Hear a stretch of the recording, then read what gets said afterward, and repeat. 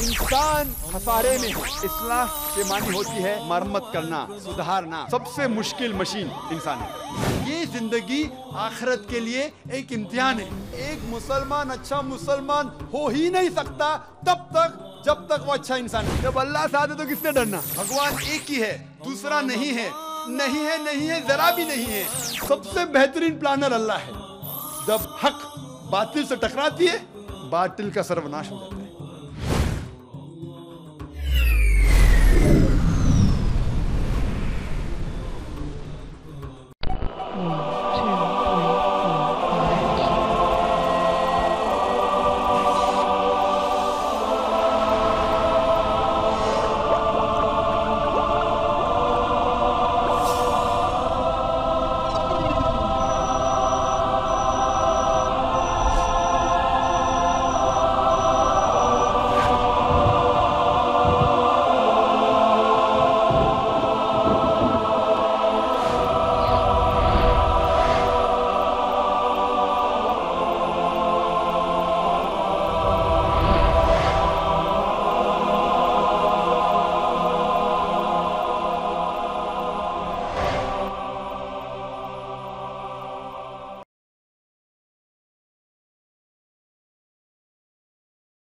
जी भाई साहब, mic number 2 से सवाल। नमस्कार साहब, मैं कांति भाई गांधी, चेयरमैन सासपीरा पावरलूम सेंटर। मेरा सवाल सिर्फ एक ही है, जिहाद का एक्चुअल मीनिंग क्या है? और जिहाद के नाम पे जम्मू कश्मीर में जो आज खून खराबा हो रहा, उसके ऊपर आपकी प्रतिक्रिया क्या? भाई साहब ने एक बहुत अहम सवाल पूछा। आज की तारीख में सबसे बदनाम लफ्ज इस्लाम में है, वो है लफ्ज जिहाद। और जिहाद के बारे में सबसे ज्यादा गलतफहमी है, सिर्फ गैर मुसलमानों को ना, मुसलमानों को भी। अक्सर लोग समझते हैं कि जिहाद की मानी कोई भी मुसलमान अगर झगड़ा कर रहा है, लड़ाई कर रहा है, चाहे जाती फायदे के लिए हो, चाहे अपने नाम के लिए हो, चाहे ज़मीन के लिए हो, चाहे पैसा के लिए हो, वो है जिहाद। जिहाद के मानी ये नहीं कि कोई भी मुसलमान कोई भी वजह से लड़ाई कर रहा है, चाहे माल के लिए हो, चाहे नाम के लिए हो, चाहे जगह के लिए हो। जिहाद की मानी वो अरबी लफ्ज़ आता है जहदा से, मानी जिद्दोजहद, टू स्ट्राइव, टू स्ट्रगल। इस्लाम के पस मंज़र में जिहाद की मानी है अपने नफ्स से जिद्दोजहद करना, ईविल इंक्लिनेशन के अगेंस्ट। जो अपना नफ्स बुरे चीज़ें चाहता है, अपने नफ्स के खिलाफ जिद्दोजहद करने को कहते हैं जिहाद। अगर आप माशरे को सुधारने के लिए जिद्दोजहद कर रहे, उसे कहते हैं जिहाद। अगर आप सेल्फ डिफेंस में लड़ रहे हैं, उसे कहते हैं जिहाद। अगर आप ऑपरेशन के खिलाफ झगड़ा कर रहे, उसे कहते हैं जिहाद। जिहाद की मानी है जिद्दोजहद करना। और अक्सर मीडिया में कहा जाता है जिहाद की मानी होली वॉर। सिर्फ गैर मुसलमान ने, कई मुसलमान भी इन्वर्टेड कॉमर्स में अपने आप को स्कॉलर समझते हैं, जिहाद का तर्जुमा करते होली वॉर। बिल्कुल गलत है। होली वॉर अरबी में हर्ब मुक़द्दसा, और आप कुरान मजीद उठाओ, कहीं भी कुरान मजीद में हर्ब मुक़द्दसा नहीं लिखा है, कोई भी हदीस में नहीं लिखा है। जिहाद के मानी होली वॉर नहीं है, पाक जंग नहीं है। ये लफ्ज़ होली वॉर सबसे पहले इस्तेमाल किया गया था क्रिश्चियन क्रूसेडर्स के लिए। जब क्रिश्चियन क्रूसेडर्स क्रिश्चियनिटी के नाम पे हज़ारों लोग का कत्ल किए, उसे कहते थे होली वॉर। आज वो इस्तेमाल हो रहा है मुसलमान के लिए। जिहाद डजंट मीन होली वॉर। आपने कहा कि कश्मीर में जो हो रहा है, मारना, लड़ना, झगड़ना, क्या जिहाद है? अगर वो जिद्दोजहद कर रहे हैं कुरान और हदीस के मुताबिक, अपने नफ्स के खिलाफ, जो गलत चीज़ है उसके खिलाफ, माशरे को सुधारने के लिए, तो वो सही जिहाद है। और जिहाद दो किस्म के होते हैं। एक होता है जिहाद फी सबीलिल्लाह, अल्लाह के राह में जिहाद, जो कुरान और हदीस के मुताबिक है। दूसरा जिहाद है जिहाद फी सबीलिल्लाह शैतान, तो शैतान के राह में जिहाद करना। जिद्दोजहद कर रहे माशरे को बिगाड़ने के लिए, उसे कहते हैं जिहाद फी सबीलिल्लाह शैतान। हर मुसलमान को करना चाहिए जिहाद फी सबीलिल्लाह, जिद्दोजहद कुरान और सही हदीस के मुताबिक। कश्मीर में क्या हो रहा है, मैंने कोई इंटरव्यू लिया नहीं उनका, जो मैं प्रेस में सुनता हूँ, मैं इसकी तहकीक नहीं किया हूँ। कुरान में लिखा है सूरह हुजुरात में सूरा नंबर 49 आयत नंबर 6 में, जब भी कोई मालूमात आप तक पहुँचती है उसकी तहकीक करो तीसरे को पहुँचाने के पहले। मैं तहकीक नहीं किया हूँ इसलिए कह नहीं सकता हूँ कौन सा जिहाद है, लेकिन ये जो लड़ने झगड़ने की बात हो रही है, जो लोग अक्सर मुसलमान को दोषी ठहराते हैं, मैं आपसे पूछना चाहता हूँ कि आपने महाभारत पढ़ी? महाभारत में लड़ने झगड़ने के मंत्र कुरान से कई गुना ज्यादा है। महाभारत में लड़ने के श्लोक मंत्रा कुरान मजीद से कई ज्यादा है। भगवत गीता एक महाभारत का हिस्सा है, 18 जुज 18 चैप्टर्स अनुशासन पर्व के, जिसमें श्री कृष्ण अर्जुन को एडवाइस देते हैं, समझाते हैं। जब हम पढ़ते हैं भगवत गीता चैप्टर नंबर 1 मंत्रा नंबर 43 से 46 तक के, अर्जुन कहता है, अपने जो हथियार है जमीन पर रख के अर्जुन कहता है कि मैं इस मैदान जंग में निहत्था मरने को पसंद करूंगा बनिस्बत अपने रिश्तेदारों से लड़ूं और झगड़ा करूं। चंद श्लोक बाद Bhagavad Gita chapter number 2 verse number 2 और 3 श्री कृष्ण कहते, Arjun how can you be so important, Hindi में तर्जुमा करूंगा, आप नपुंसक कैसे बन गए? क्षत्रिय का धर्म है लड़ना, और आप अगर लड़ेंगे तो आप जाएंगे स्वर्ग में। भाग्यवान है वो क्षत्रिय, Bhagavad Gita chapter number 2 verse number 31, भाग्यवान है वो क्षत्रिय जिसको लड़ने का मौका मिलता है। तो क्या भगवत गीता गलत है? इस पस मंजर में हम जानते हैं कि यहां श्री कृष्ण कह रहे अर्जुन से हक के लिए लड़ो।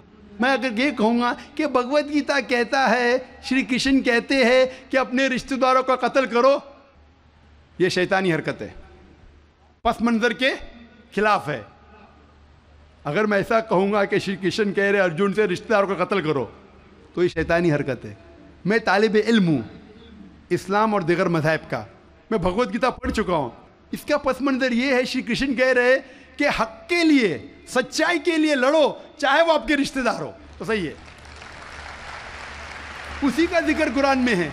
जितने आयत अरुण शूरी और जो इस्लाम के एनिमीज है जो कोट करते हो, पस मंजर में वो हक की लड़ाई है।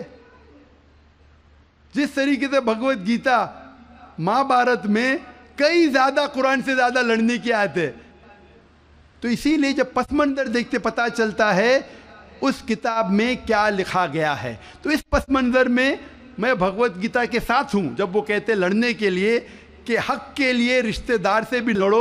वही आयत कुरान में सूरह निसा में सूरा नंबर 4 आयत नंबर 135 में, या अय्युहल्लज़ीना आमनू, सूरह निसा सूरा नंबर 4 आयत नंबर 135 में, या अय्युहल्लज़ीना आमनू, ए ईमान वालो, अल्लाह के लिए हक की गवाही दो। हक के लिए बी विटनेस टू अल्लाह सुब्हानहू व तआला, चाहे वो अपने आप के खिलाफ हो, चाहे आपके वालिदैन के खिलाफ हो, अमीर या गरीब। मतलब अगर गवाही देने के हक के लिए चाहे खुद का भी नुकसान हो फिर भी हक की गवाही दो। तो ये था इन शॉर्ट अबाउट जिहाद। Hope that answers the question. ख़वातीन में कोई नॉन मुस्लिम हो तो सवाल कर सकती हैं। Myself Archana Gura. I'm working as a area sales manager in pharmaceutical company. I wanted to ask a question. जो 5 टाइम की नमाज बोली गई है वो अलग अलग वक्त पे इंसानी जहन और जिस्म पर क्या क्या इफ़ेक्ट डालती है या क्या क्या असर करती है, और ये नमाज का तरीका उसको भी आप थोड़ा सा एक्सप्लेन करिए जो साइंटिफिकली बैकग्राउंड हो। Thank you. 1 question at time, एक सवाल। आपने 4-5 सवाल, हर सवाल के ऊपर एक तकरीर दे सकता हूँ मैं, माशाल्लाह। बहन ने सवाल किया कि नमाज 5 वक्त है, क्यों है, उसके क्या असरात है, क्या फ़ायदे है, किस तरीके से पढ़ना चाहिए, हर सवाल पे एक तकरीर कर सकता हूँ। अल्लाह सुब्हानहू व तआला ने नमाज मुसलमानों पे फ़र्ज़ किया है ताकि जिस तरीके से डॉक्टर कहते हैं कि इंसान को अच्छी सेहत रखने के लिए कम से कम 3 बार खाना खाना चाहिए, उसी तरीके से अल्लाह सुब्हानहू व तआला हमारे खालिक है। अल्लाह ने कहा है कि कम से कम 5 बार नमाज पढ़ो। इतनी बुराइयां हैं, इतनी गलत चीज़ है, और मैं तकरीर किया हूँ सलाह द प्रोग्रामिंग टुवर्ड्स राइचियसनेस। सलाह किस तरीके से इंसान को सही रास्ते पे रखती है। तो सही रास्ते पे रखने के लिए हाई चांसेस है, हाई पॉसिबिलिटीज है, इम्कानात है कि हम इतनी बुराई देखते हैं, वी कैन गेट रीप्रोग्राम्ड। तो रीप्रोग्राम करने के लिए कम से कम 5 वक्त ज़रूरी है इंसान को नमाज पढ़ने के लिए। इसके क्या फ़ायदे हैं? कई सैकड़ों फ़ायदे हैं। वक्त की किल्लत होने की वजह से चंद फ़ायदे बयान करूँगा। We can give a lecture only on the scientific benefits. आज साइंस कहती है कि जब हम सलाह पढ़ते हैं, सबसे बेहतरीन जो सलाह का पोस्चर है वो है सुजूद, सजदा। इसीलिए कुरान मजीद में 92 टाइम्स सजदा का जिक्र है, सबसे बेहतरीन। और आज साइंस ये कहती है द हाई पॉसिबिलिटीज ऑफ चिलबेन्स, मुंह की बीमारी आ सकती है। जब हम सजदा करते हैं the extra flow of blood supply into the face, और खून दौड़ता है मुंह की तरफ, लेस चांसेस ऑफ हैविंग चिलबेन होने के इम्कानात कम हैं। अगर कोई इंसान को बीमारी है साइनसाइटिस की, जब हम सिजदा करते हैं the sinuses flow out, ethmoidal sinus, frontal sinus, maxillary sinus, ये सब ड्रेन होता है। और जब हम सिजदा करते हैं there is less chances of bronchitis because the bronchial tree gets drained out. उसके बाद आज साइंस ये कहती है आमतौर पर जब हम सांस लेते हैं सिर्फ 2/3, 2/3 हिस्सा, 2/3 एयर एक्सेल आउट होती है, हम बाहर फेंकते हैं, और 2/3 एयर नहीं लेते हैं। 1/3 air is called as residual air. जब हम सजदा करते हैं, एब्डोमिनल विसरा जो पेट के जो आज़ा है वो डायफ्राम को प्रेस करते हैं, डायफ्राम प्रेस करता है लोअर लोब्स ऑफ लंग, फेफड़े को, ये बाकी 1/3 एयर भी एक्सेल आउट होती है और न्यू फ्रेश एयर अंदर आती है, less chances of disease of the lungs. The abdominal viscera there is increase blood supply, there is less chances of piles. मैं इसके ऊपर तकरीर कर सकता हूँ। जब हम रुकू करते हैं, सजदा करते हैं, ऊपर नीचे बैठते हैं, there is less chances of having disease of the spinal cord. जब हम ऊपर नीचे जाते हैं, the blood supply, calf is known as the external heart, calf जो है हमारे पैर का नीचे का हिस्सा, जब हम ऊपर आते हैं तो blood supply to the lower part of the body is given. ऐसे कई साइंटिफिक बेनिफिट्स है। और जानने के लिए आप मेरी तकरीर सुनिए, सलाह द प्रोग्रामिंग टू राइचियसनेस। लेकिन हम मुसलमान ये साइंटिफिक बेनिफिट के लिए नहीं पढ़ते। अल्लाह और अल्लाह के रसूल ने कहा नमाज पढ़ो, हम पढ़ते हैं।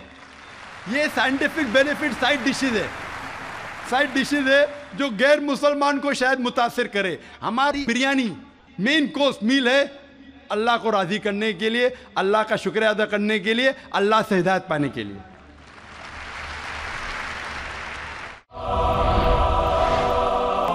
माइक नंबर 1 में जी भाई साहब। Brother, my name is Stanish Gill. I am a businessman, and I should say that it's a privilege and honor to stand in front of you and talk to you. Brother, I am a Christian believer. Now, with my limited understanding, what I understand is there are major similarities between both of the religion, but at the very same time, there are some differences. Like in Islam, Jesus Christ is not given the same kind of importance what we give, like he has been treated as normal prophet. This is my limited understanding.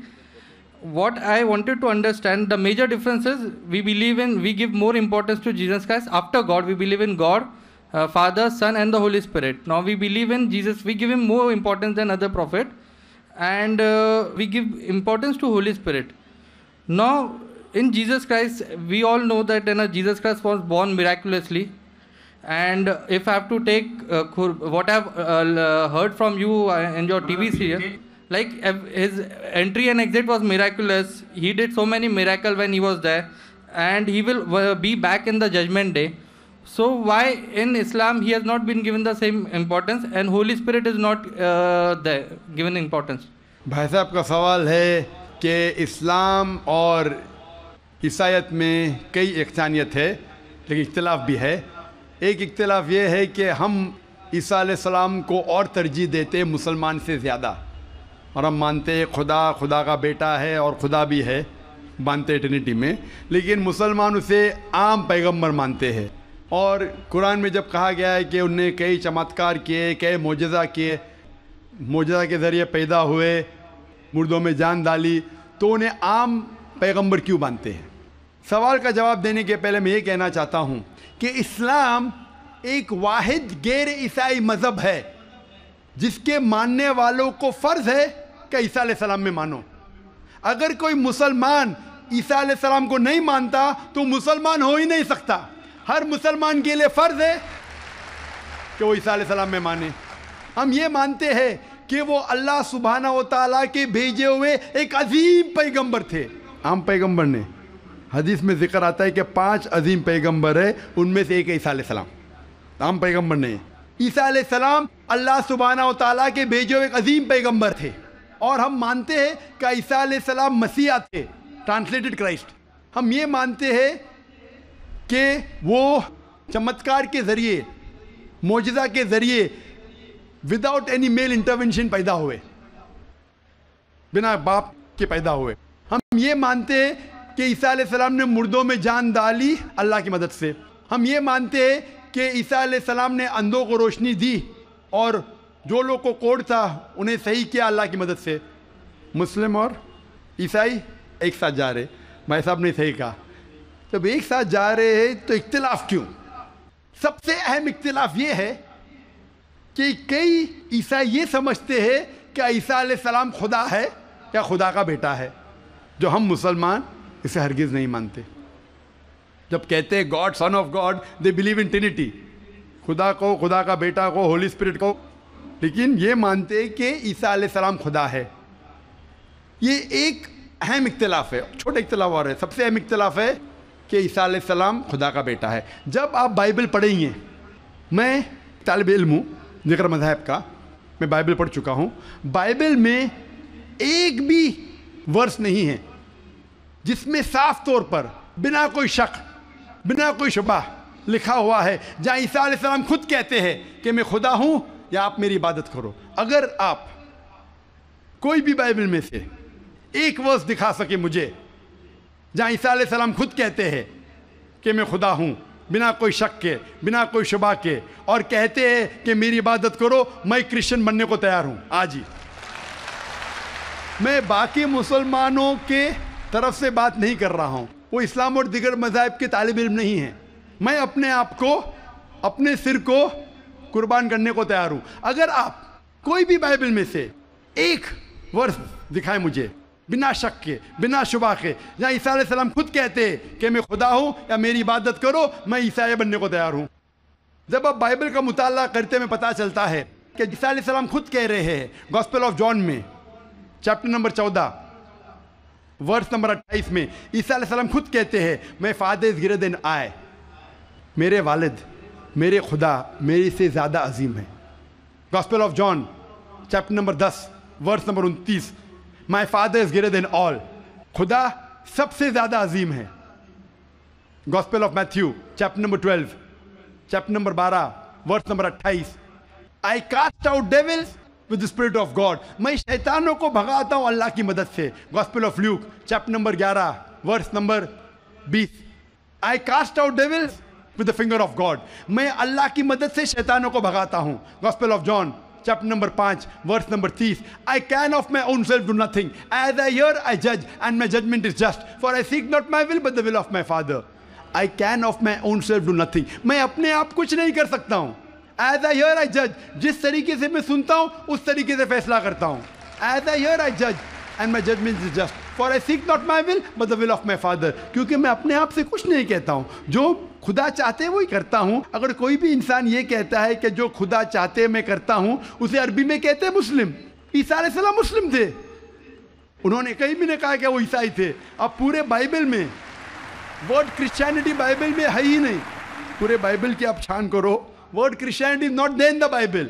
एक word है Christian in the book of Acts, वो लक़ब दिया गया था ईसा अलैहिस्सलाम के मानने वालों को, क्रिश्चियन लक़ब। आप आगे पढ़ते लिखा है गॉस्पेल ऑफ जॉन में चैप्टर नंबर 14 में वर्स नंबर 24 में, the words that you hear are not mine but my father who has sent me, जो आप अल्फाज सुन रहे ईसा अलैहिस्सलाम कहते हैं वो मेरे नहीं हैं, वो खुदा के हैं। Gospel of John chapter number 17 verse number 3 में, this is life eternal so that you may know there is one God and Jesus Christ whom thou hast sent, you may know this is life eternal. और अब ये जान लो खुदा एक है और ईसा अलैहिस्सलाम को उस खुदा ने भेजा। और साफ अल्फाज में लिखा है बुक ऑफ एक्ट्स में चैप्टर नंबर 2 वर्स नंबर 22 में, Ye men of Israel, listen to this. Jesus of Nazareth, a man approved of God amongst you by wonders and miracles which God did by men, you are witness to it. ऐ इज़राइलो सुनो, Jesus of Nazareth, Jesus तो नसारा के थे, a man approved of God, एक इंसान है जिसको खुदा ने चुना आपके बीच, amongst you by wonders and miracles, और उसके जरिए चमत्कार दिखाए, मौजज़ा दिखाए, wonders and miracles which God did by, और खुदा ने उनके जरिए किए। तो ये साफ बाइबल कह रहा है कि ईसा अलैहिस्सलाम एक इंसान थे, आम नहीं थे लेकिन पैगंबर थे, लेकिन खुदा नहीं थे, और जितने भी चमत्कार मौजज़ा किए वो खुदा ने उनके ज़रिए किए। अब ये समझ सकते कि ये ईसाई लोग की गलत फहमी है कि उनके फादर, उनके प्रीस्ट उनको कहते हैं कि ईसा अलैहिस्सलाम खुदा है। बाइबल में एक भी वर्स नहीं है जहाँ कहा गया है बिना कोई शक, बिना कोई शुबा ईसा अलैहिस्सलाम खुद कहते हैं कि मैं खुदा हूँ। जब ईसा अलैहिस्सलाम नहीं कहते तो आप क्यों कहना चाहते? इसीलिए हम मुसलमान ईसा अलैहिस्सलाम की और इज्जत करते हैं। अगर आप ईसा अलैहिस्सलाम का कहना नहीं मानते तो मेरे हिसाब से आप ईसा अलैहिस्सलाम की इज्जत नहीं करते। तो ये कहना कि ईसा अलैहिस्सलाम की इज्जत और करते हैं बिल्कुल गलत है। हम मुसलमान ईसा अलैहिस्सलाम की इज्जत और करते हैं। अगर आप तहकीक करेंगे ईसा अलैहिस्सलाम की खतना हो चुकी है, क्या क्रिश्चियन लोग खतना करते? मुसलमान खतना करते। ईसा अलैहिस्सलाम आप देखेंगे बाइबल में लिखा हुआ है, क्या आपको हर एक चीज़ बाइबल की फॉलो करना चाहिए। लिखा है बाइबल में in the book of Leviticus chapter number 11 verse number 7 to 8, क्या आप सूअर का गोश्त मत खाओ, खीर का गोश्त मत खाओ। Book of Deuteronomy chapter number 14 verse number 8, book of Isaiah chapter 65 verse number 2 to 5। हम सूअर का गोश्त नहीं खाते, आप लोग खाते। हिजाब करना है लिखा है बाइबल में 1 Timothy chapter number 2 verse number 9, first book of Corinthians chapter number 11 verse number 5-6। हम हिजाब करते, आप नहीं करते। तो इसीलिए ईसाई का मतलब ये अगर है कि ईसा अलैहिस्सलाम का कहना मानना, तो हम मुसलमान ईसाई से ज़्यादा ईसाई है। अगर ईसाई का मानना ये कि ईसा अलैहिस्सलाम को खुदा मानना, तो हम ईसाई नहीं हैं। लेकिन ईसाई के मानी ये है कि ईसा अलैहिस्सलाम का कहना मानना, तो हम मुसलमान ईसाई से ज़्यादा ईसाई है। और मैं आपको दावत देता हूँ कि आप भी और अच्छे ईसाई बनो और इस्लाम को कबूल करो और ईसा अलैहिस्सलाम की और इज्जत करो। Hope that answers the question. एक सवाल की गुंजाइश है, मैं सिख भाई से कहना चाहता हूं कि आप अपना सवाल मुख्तसर तौर पर और शॉर्ट में करें। मैं कहूँगा, मेरा ये सवाल ये है कि हमारे सिख धर्म और हिंदू धर्म में जानवर का गोश्त खाना सख्त मना है। गुरु नानक साहब ने एकदम सख्त मनाही दी है। लेकिन मैं ये जानना चाहता हूँ कि आपके कुरान में भी इस तरह कहा गया है कि आप जानवर का गोश्त खा सकते हैं? भाई साहब, वक्त ख़त्म होने की वजह से हमें लिहाज रखना चाहिए।